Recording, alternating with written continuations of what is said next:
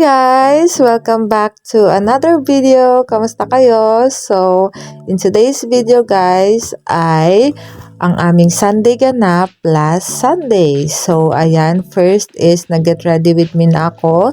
And then, magtitimpla ako ng kape kasi pupunta na tayo ng church guys.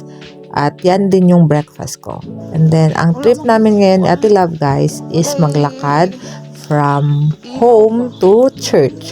So, it's a 50 minutes walk guys na lakad galing sa kanilang bahay papunta sa pinupuntahan kong church which is God First.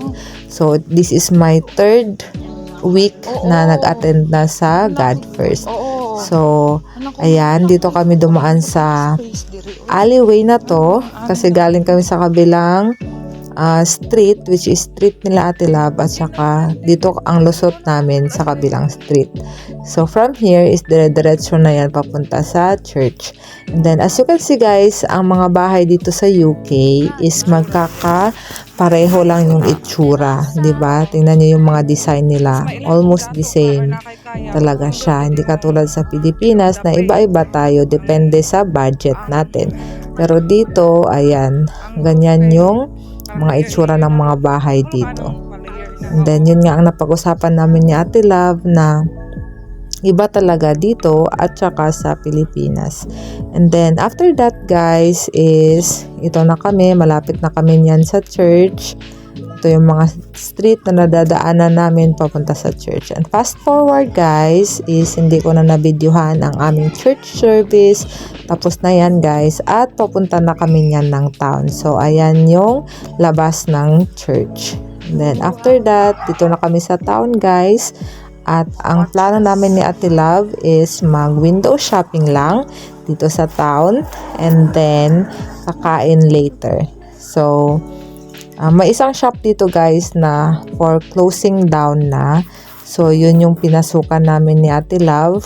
20% off siya sa lahat ng items kasi nga closing down na sila. Ayan yung itsura ng shop. Pero, wala kaming nabili dito guys kasi wala kaming budget. So, ayan.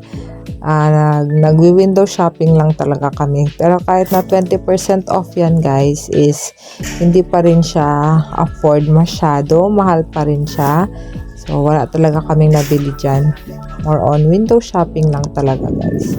Then after dun sa shop is pumunta na kami dito sa High Street. Ang tawag dito guys is High Street. Andito lahat ng shops. And sentro siya ng town na to. Then pumunta na kami ng Spencer's Cafe. So yan ang in-order namin, eggs Benedict. And then dito kami kakain ni Ate Love at saka banana shakes. So yan yung in-order namin. So ito yung itsura ng Spencer's Cafe sa loob guys. Nasa High Street lang din to or sa town mismo. So, maraming mga cafes dito guys at mga shops. So, andito na yung milkshake namin na banana. So, paborito ko kasi yung saging guys. So, ayan talaga yung in-order ko kahit may mga iba pang flavor. And in fairness guys, masarap siya. So, 3 pounds to guys. And then, andito na yung aming eggs Benedict. So, ham akin. At saka Ate Love is bacon. Yan yung dalawang yan is egg yan guys.